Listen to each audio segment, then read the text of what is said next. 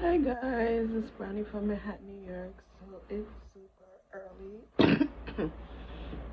It's like 7 o'clock in the morning, and it's the 1st of September. Oh my gosh, 16 days until I meet Micahangalina.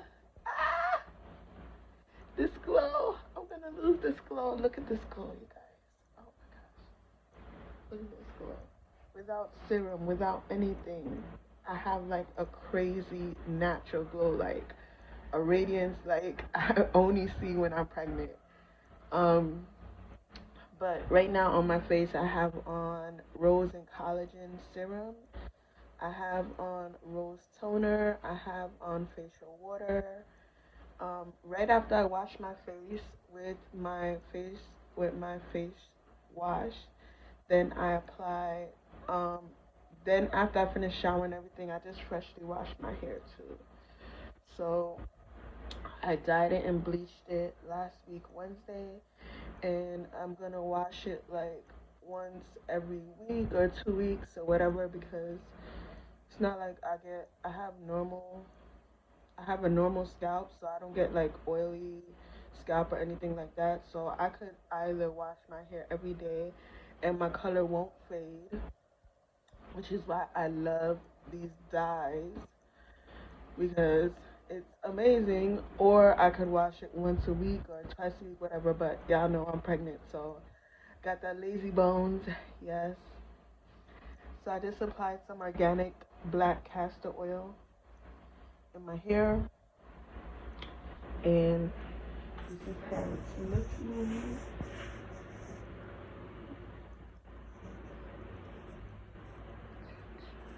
I'll make sure y'all see that pop. You see that pop? Oh, there it is. See that beautiful orange? Yeah. So I'm just nesting. That's what they say in the last days of your pregnancy. I'm just nesting and preparing for Micahangalina.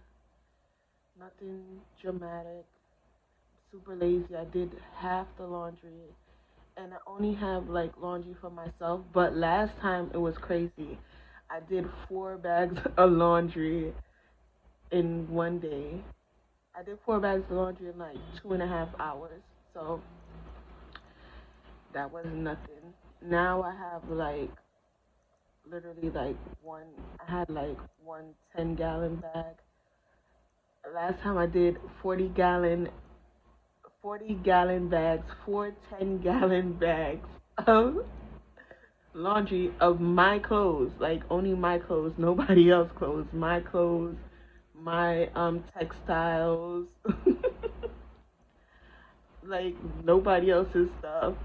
Like that's that's crazy, right, guys? Okay, so now it's only two 10 gallon bags that I have to do of my clothes and textiles.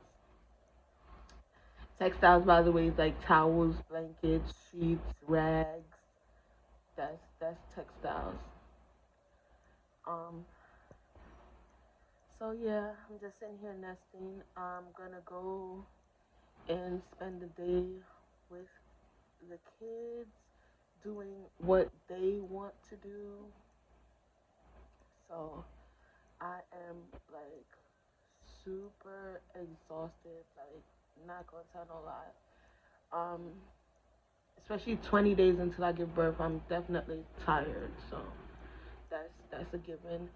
I'm gonna be packing my hospital bag next week when I turn Thursday. I turn 38 weeks, so I'll try to film like a really cool video for you guys on Thursday, and then and then as you guys know, I told you guys every Thursday I turn a new week. So Thursday I turn 38 weeks, and then the next Thursday I turn 39 weeks, and the next Thursday after that I turn 40 weeks, and I'm gonna go in first thing in the morning, and I should have Micahangalina by like, I'm gonna go in like 4 o'clock in the morning, because I should have Micahangalina like 7-ish, 6-ish. So, and then I should be able to like walk a little bit by like 9 o'clock. Maybe not fully walking, but at least like sit up and be able to feel my legs. Even though I did natural birth, last time I ripped, so I had to have numbing medicine injected directly to my vagina so that they could stitch and everything. So even though that wasn't like epidural, that shit was so strong that I literally did not feel anything for like a month. I was like, telling myself like, there's stitches there, there's something down there, you have to be aware, because they want you to check it all the time. Which last time was really good because I was in the hospital. So they checked it and I checked it, so I had all my medical care, so that was like really amazing. So, but like they want you to check it if you have like stitches or anything like that. They want you to check it every time you use the bathroom. The only thing with that was like the snatching, snapping, because you know you have a baby, it's almost like your vagina gets pushed out. So after it starts healing, it goes back inside. So it like snaps on like paper and stuff like that. So the stitches snap on like, so that was like my only issue with that. But like as far as anything else, the initial medicine that they gave me for numbing, I didn't feel my stitches for like a month and a half, honestly. Um, I know I'm gonna have a lot of pelvis pain, but last time they gave me this spray that was really, really good, and I still have it. Um, I'm gonna show you guys that in a second. I showed you guys in my other video, my postpartum video, of what I actually used, of what the hospital gave me, and stuff that I think I said I was gonna do that video and I didn't. Like my hospital bag that I didn't use some Micahangela is still packed. Okay, guys, like that's how bad I am. And now, now I'm pregnant with Micahangalina, and I haven't packed my hospital bag yet, because honestly, they say you don't have to pack your hospital bag until you're 38 weeks, because you're considered full term at 37 weeks. And they don't expect you to have a baby before 40 weeks, because the goal is to be pregnant for 40 weeks. Especially if you're having a normal pregnancy, no complications, perfectly healthy child. You want the baby to stay in there as long as possible. So, like, yeah. um, what else? So I got this. So I just like wrap the bowl around, and I just turn it around and just push my hair out of my face, because I have so much hair that I just don't want it like being like in my face, like, so I push it back.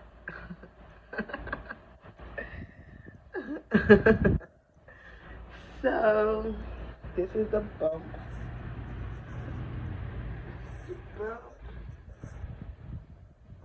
This is the huge bump. Can you guys see that?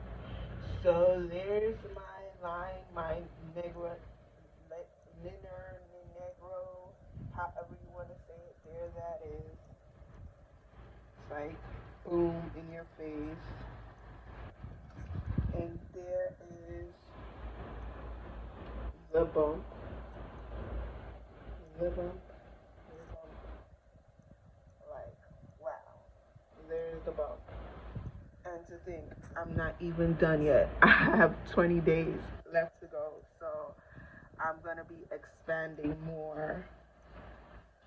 So, like, I'm supposed to be at 39 weeks next week. I'm supposed to be meeting the anti-postpartum team. So that's the team that delivers your child, delivers your child, um,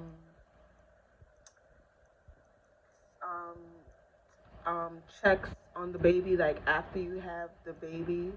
That's the team that checks the baby's heart rate and does the footprints and all of that. That's the anti-postpartum.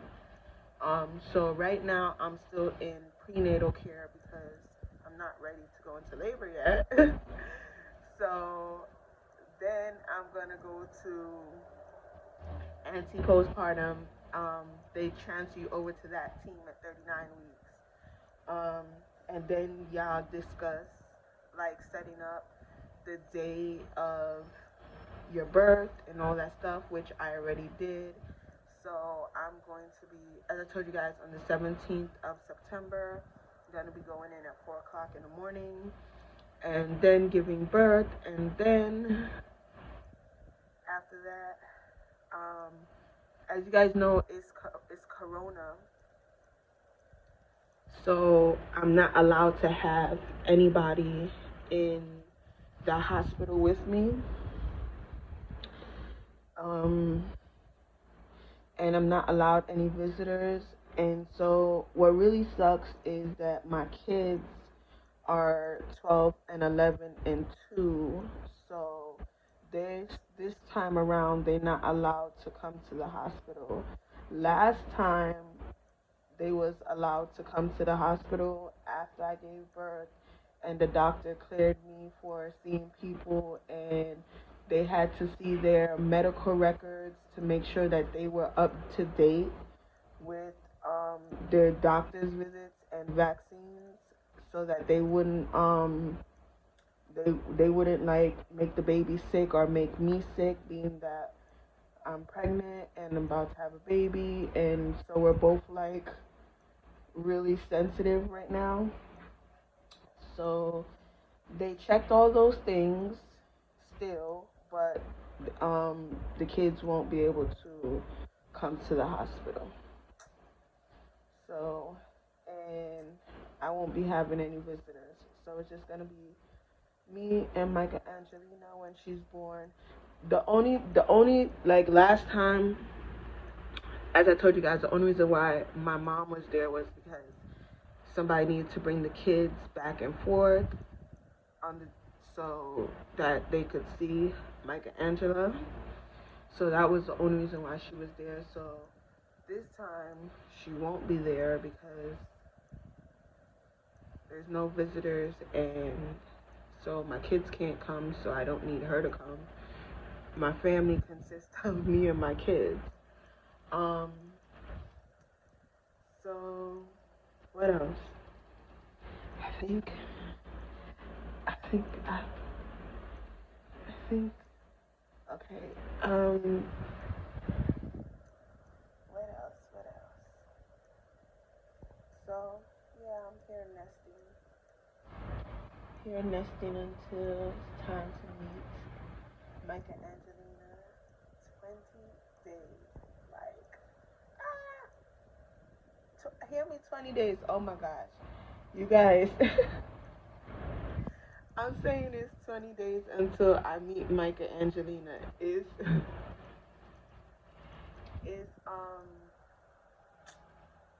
saying it's 20 days until I meet Micahangalina. It is well, it should be 20 days before I be home, honestly. Because I think if you give natural birth, you stay in the hospital 2 days. Because last time I gave natural birth or with epidural, like it was like 48 hours, something like that. So I stayed in the hospital for 48 hours. Um,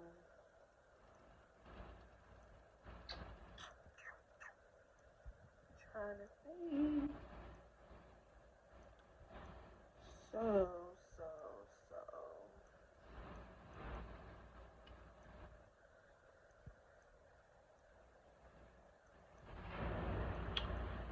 But yeah, I should be back home in 40 in by the 20th.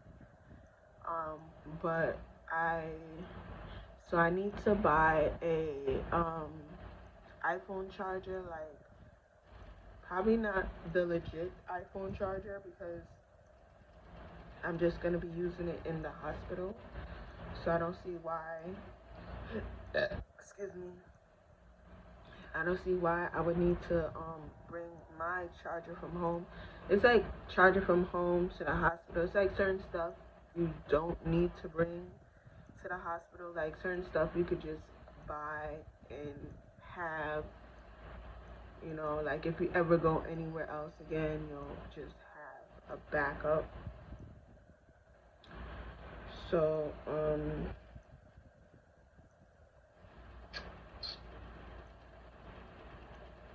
what else? Trying to think.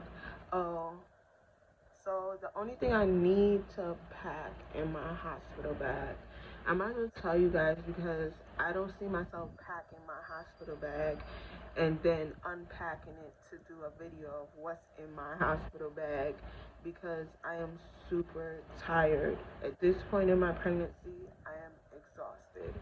Um, when I'm with the kids, I'm like ready to fall asleep. And it's like pregnancy wise, I've been making them tired. So like this whole time I've been pregnant, every time I knock out, they knock out. So it's like it's been like super amazing because the three kids, all y'all sleeping at the same time, that is absolutely amazing. So this has been the easiest parenting ever being pregnant. I'll be like, I'm tired. They're like, I'm tired too. And they're all yawning. And I'm just like, yes, I love this. I'm going to miss this. and like after I had the baby and I was tired and the baby was tired, they were tired. So I was like, this could not be more perfect.